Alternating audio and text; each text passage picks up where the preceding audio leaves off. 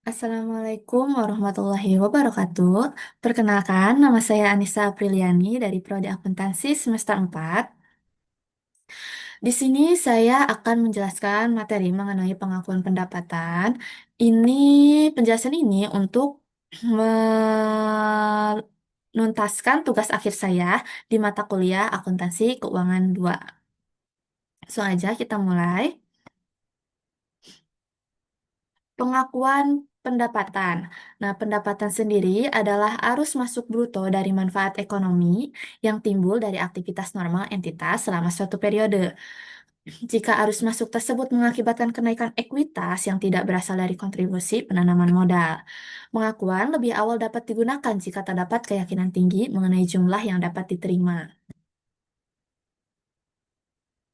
Nah, pengakuan dapat ditunda jika pendapatan atau biaya yang dikeluarkan cukup tinggi atau penjualan tidak mempresentasikan penyelesaian substansial dari proses pendapatan.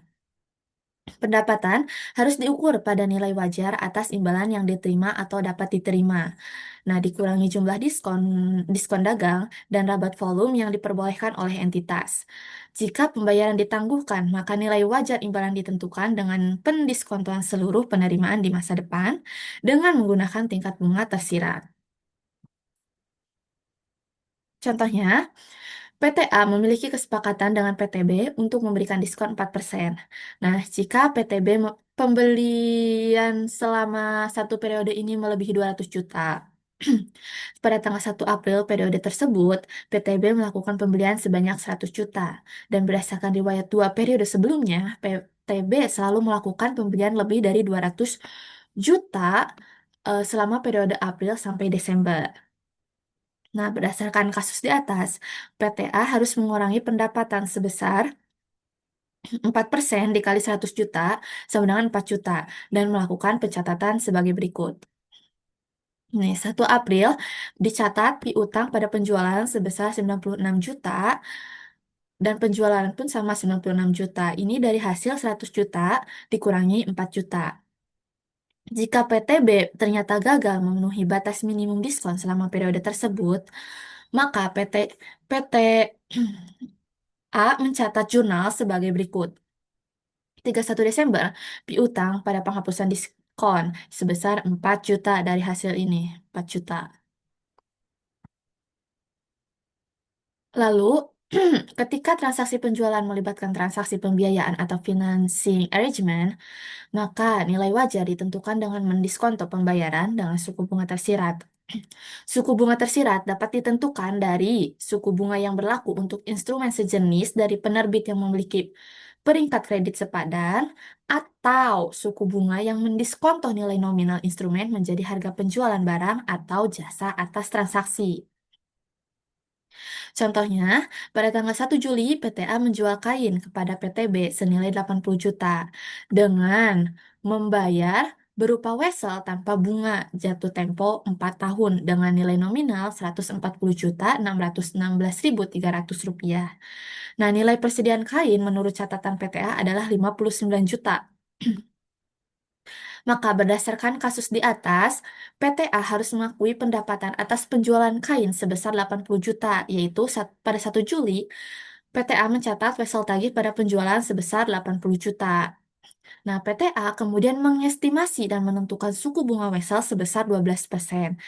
PTA kemudian mencatat penerimaan bunga wesel sebagai berikut. Pada 31 Desember, PTA mencatat wesel tagih pada pendapatan bunga sebesar 4,8 juta, yaitu hasil dari 12% suku bunga wesel dikali 1/2 dikali 80 juta. Nah, penjualan tagih dan tahan atau bill and hold, pengiriman ditunda atas permintaan pembeli, tetapi pembeli memperoleh hak milik atas barang dan menerima tagihan.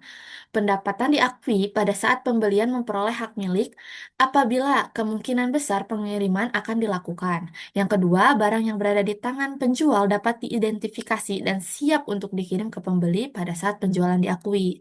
Yang ketiga, pembelian secara khusus mengakui adanya instruksi penangguhan pengiriman dan syarat-syarat pembayaran lazim tetap berlaku. Lalu, instansi dan Inspeksi. Nah, pendapatan biasanya diakui pada saat pembeli menerima pengiriman, serta instalasi dan inspeksi telah diselesaikan. Namun, pendapatan diakui segera setelah pembeli menerima pengiriman. Ketika yang pertama, proses instalasi sederhana atau pemeriksaan dilakukan hanya untuk tujuan penentuan akhir atas harga kontrak. Lalu penjualan cicilan atau installment sales, yang dimana pendapatan yang terkait dengan harga penjualan tidak termasuk bunga diakui pada tanggal penjualan. Nah, harga jual adalah nilai kini dari imbalan ditentukan dengan mendiskonto cicilan piutang pada suku bunga tersirat. Elemen bunga diakui sebagai pendapatan ketika telah menjadi haknya dengan menggunakan metode suku bunga efektif. Nah, penjualan konsinyasi menerima atau pembeli konsigen berjanji untuk menjual barang atas nama pengirim atau penjual konsinyor. Pendapatan diakui oleh pengiriman saat barang telah dijual oleh penerima kepada pihak ketiga. Penerima tidak mencatat barang yang akan dijual sebagai asetnya. Pengirim mendapatkan laba atas penjualan, pengirim mendapat komisi atas penjualan. Lalu, penjualan secara kredit atau layaway sales. Barang dikirim hanya ketika pembeli melakukan pembayaran terakhir dalam serangkaian cicilan. Pendapatan dari penjualan tersebut diakui pada saat barang dikirim. Jika pengalaman menunjukkan bahwa sebagian besar penjualan tersebut terrealisasi, pendapatan dapat diakui ketika setoran atau uang tanggungan yang signifikan diterima sepanjang barang berada di tangan penjual, dapat diidentifikasi dan siap untuk dikirim ke pembeli. Lalu selanjutnya ada penjualan dengan opsi beli jual bagi penjual atau pembeli. Perlu dianalisis apakah penjual secara substansial telah memindahkan manfaat risiko kepemilikan kepada pembeli. Jika penjual masih memiliki risiko dan manfaat kepemilikan, meskipun hak milik telah dipindahkan, maka transaksi tersebut merupakan perjanjian pendanaan dan tidak menimbulkan pendapatan. Nah, perhitungan pendapatan yang diakui, prosentase penyelesaian yaitu cost incurred to date dibagi most recent estimate of total cost sama dengan present complete. Nah, present complete dikali estimate total revenue sama dengan revenue to be recognized to date. Nah, revenue to be recognized to date dikurangi revenue recognized in prior period sama dengan current period revenue. Contohnya, PTA memiliki kontrak pembangunan gedung senilai 800 juta dan diperkirakan biayanya 700 juta. Nah, kontrak dimulai Juli 2012 dan selesai pada Agustus 2014. Maka biaya yang dikeluarkan pada tahun 2012 itu 315 juta, 2013 568 juta, 2014 710 juta. Perkiraan biaya yang sampai selesai 2012 itu 385 juta, 2013 142 juta, 2014 tidak ada. Nah, kemajuan tagihan 2012 sebesar 300 juta, 2013 350 juta, 2014 150 juta. Kas terkoleksi 2012-nya 200 juta, 2013 dan 2014 sebesar 300 juta.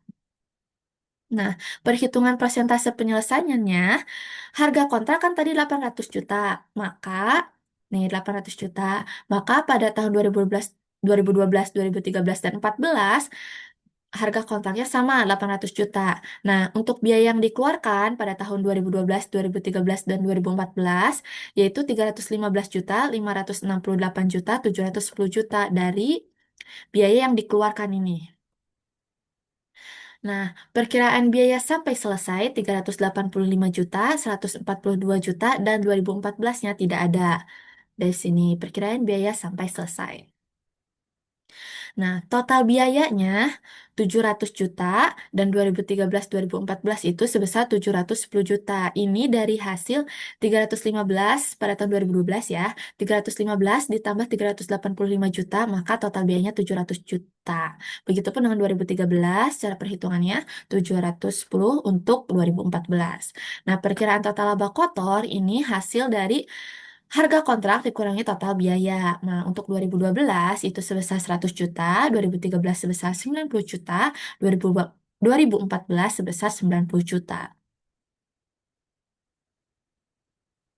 Persentase penyelesaian ini didapat dari biaya yang dikeluarkan dibagi dengan total biaya. Nah, untuk persentase penyelesaian 2012 itu sebesar 45%, 2013 80%, dan 2014 sebesar 100%. Nah, PTA melakukan perjunalan atas satu biaya konstruksi, dua kemajuan penagihan, yang ketiga penagihan. Nah, untuk 2012, konstruksi dalam prosesnya sebesar 315, kas utang dan sebagainya 315. Untuk 2013 sebesar 253, kas utang dan sebagainya juga sama 253. Nah, untuk 2014 itu sebesar 142 juta.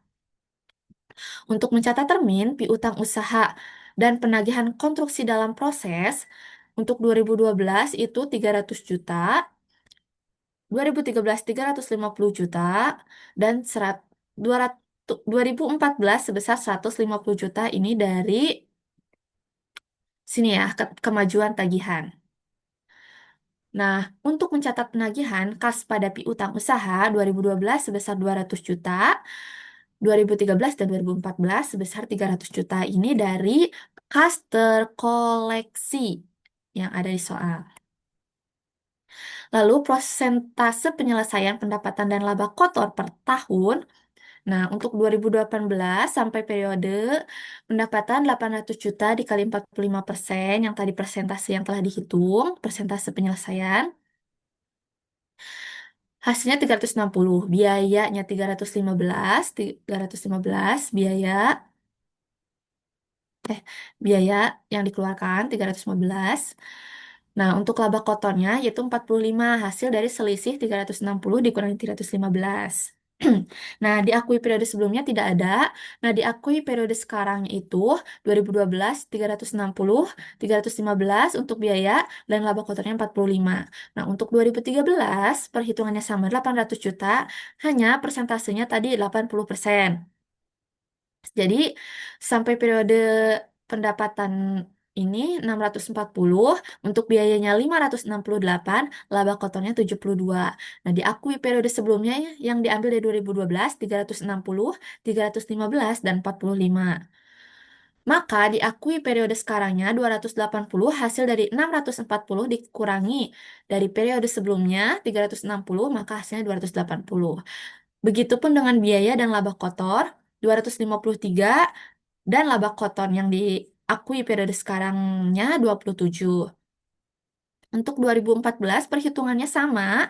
Nah, diakui periode sebelumnya diambil dari sampai periode yang 2013 yang ini.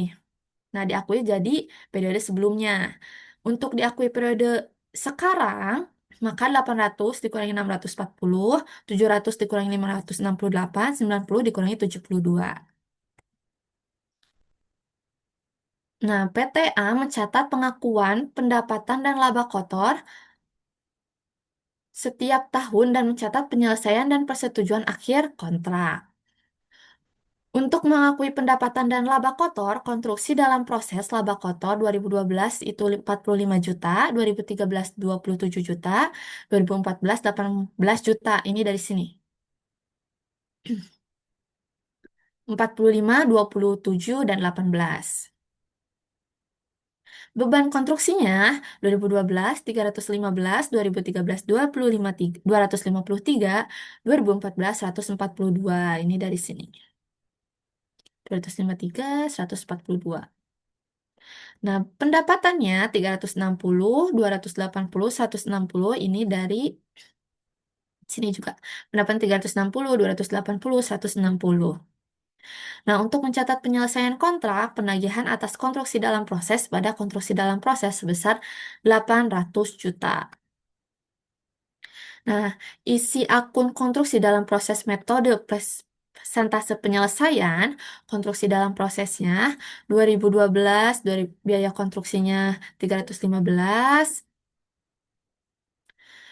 2012 laba kotor diakuinya 45, 2013 253, 2002 2013 laba kotor diakuinya 27, 2014 biaya konstruksinya 142, 2014 laba kotor diakuinya 18. Maka ini dijumlahkan totalnya 800. Harus sama dengan biaya harus sama dengan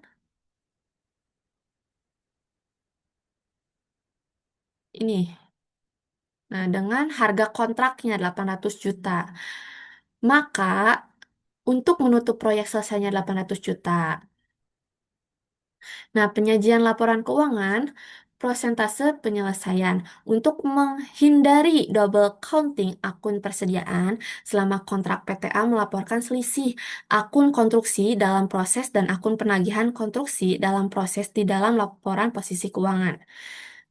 Jika selisih tersebut di posisi debit, maka dilaporkan sebagai aset lancar. Jika di posisi kredit, maka dilaporkan sebagai kewajiban lancar. Nah, PTA melaporkan aset lancar dari selisih tersebut sebagai kelebihan biaya dan laba diakui dari tagihan di laporan posisi keuangan.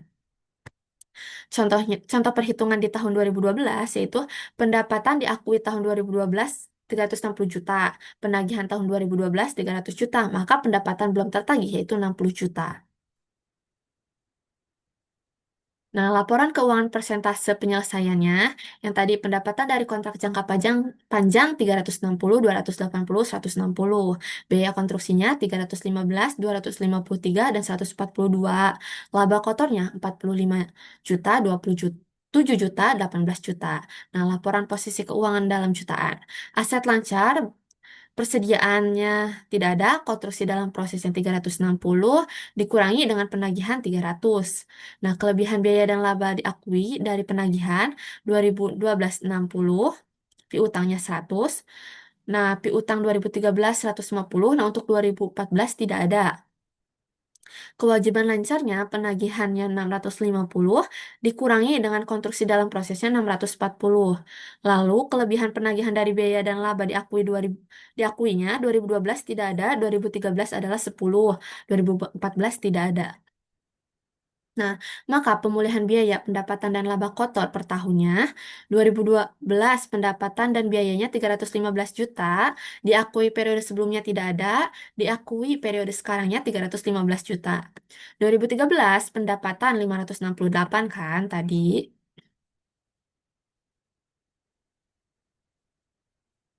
Nah, untuk laba kotornya 0 karena diselisihkan kan jadi 0. Nah, diakui periode sebelumnya ini diambil dari 2015, 2012 315 juta. Maka diakui periode sekarangnya 253 juta dari selisih 568 dikurangi 315 juta. 2014 pendapatannya 800, biayanya 700, laba kotornya 90.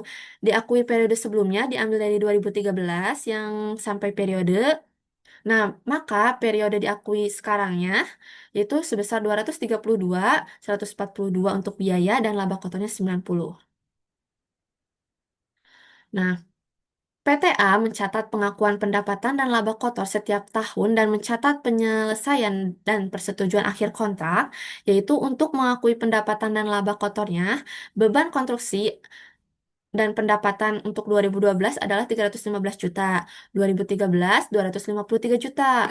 Nah, untuk 2014 tidak ada. Sedangkan untuk konstruksi dalam proses atau laba kotor, beban konstruksi dan pendapatan untuk 2014 itu sebesar 90 juta, 142 juta untuk beban konstruksi, 232 juta untuk pendapatan. Nah, untuk mencatat penyelesaian kontrak, penagihan atas konstruksi dalam proses pada konstruksi dalam proses yaitu 800 juta. Nah, perbandingan laba kotor antara periode antara metode prosentase penyelesaian dengan metode pemulihan biaya untuk tahun 2012 yaitu prosentase penyelesaiannya 45 juta, untuk pemulihan biayanya 0. 2013 27 juta, pemulihan biayanya 0, sedangkan 2014 prosentase penyelesaiannya 18 juta, pemulihan biayanya 90 juta. Nah, laporan keuangan untuk pemulihan biaya. Nah, laporan posisi keuangannya aset lancar, persediaan. tidak ada. Konstruksi dalam proses dikurangi penagihan untuk konstruksi dalam prosesnya 315 juta dikurangi penagihannya 300. Nah, untuk kelebihan biaya dalam dan laba diakui dari penagihan dan piutang untuk 2012 itu 15 juta dan 100 juta. Nah, sedangkan 2013 hanya ada piutang sebesar 150, untuk 2014-nya tidak ada. Kewajiban lancarnya, penagihannya 650 juta dikurangi konstruksi dalam prosesnya 568 juta. Nah, kelebihan penagihan dari biaya dan laba diakui hanya ada pada tahun 2013 sebesar 82 juta. Nah, kerugian kerugian kon- kontrak jangka panjang. Kerugian di suatu periode di dalam kontrak yang menguntungkan hanya di metode persentase penyelesaian. Peningkatan biaya yang diperkirakan memerlukan penyesuaian laba kotor yang diakui periode sebelumnya pada periode sekarang. Kerugian pada kontrak yang merugikan terdapat di kedua metode. Perusahaan harus mengakui keseluruhan perkiraan kerugian pada periode sekarang. Nah, kerugian di suatu periode pada contoh soal sebelumnya, asumsikan PTA memperkirakan biaya untuk menyelesaikan gedung pada tanggal 31 Desember 2013 adalah 221 juta, instead of-nya 142 juta. Maka PTA akan mengakui kerugian sebagai berikut. Nah, biaya yang telah dikeluarkan pada tanggal 31 Desember 2013 itu kan 568 juta. Nah, perkiraan biaya yang selesai penyelesaiannya atau revisinya 221 juta. Maka perkiraan total biayanya itu sebesar 789 juta. Persentase penyelesaiannya itu dari biaya yang telah dikeluarkan dibagi dengan perkiraan total biaya, yaitu 72%. Maka penerimaan diakui pada tahun 2013 adalah 800 juta dikali 72% dikurangi 360 juta, hasilnya 216 juta. Nah, biaya diakui tahun 2013 adalah 253 juta. Maka kerugian yang diakui pada tahun 2013 adalah 37 juta. PTA akan mencatat kerugian pada periode 2013 sebagai berikut. Beban konstruksi pada konstruksi dalam proses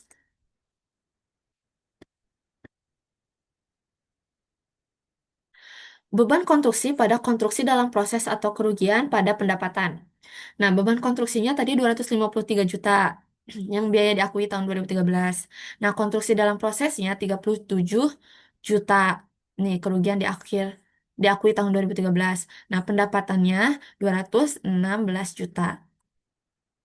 Nah, kerugian dikontrakan merugikan persentase penyelesaian.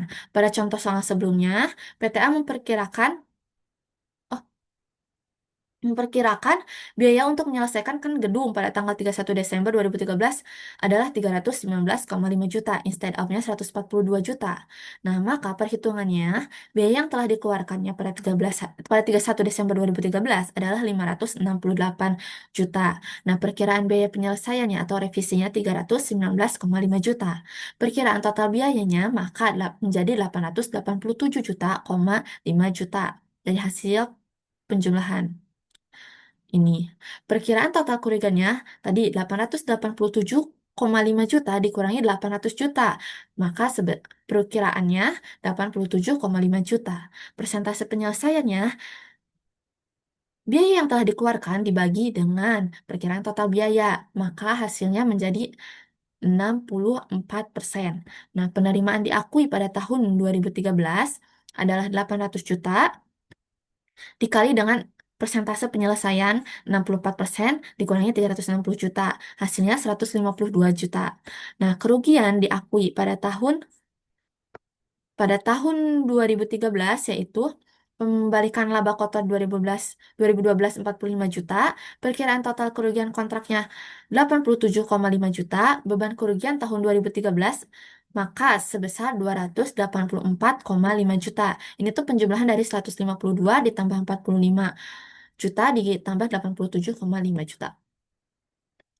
Nah, kerugian di kontrakan merugikan, PTA akan mencatat pendapatan, beban, dan kerugian tahun 2013 sebagai berikut.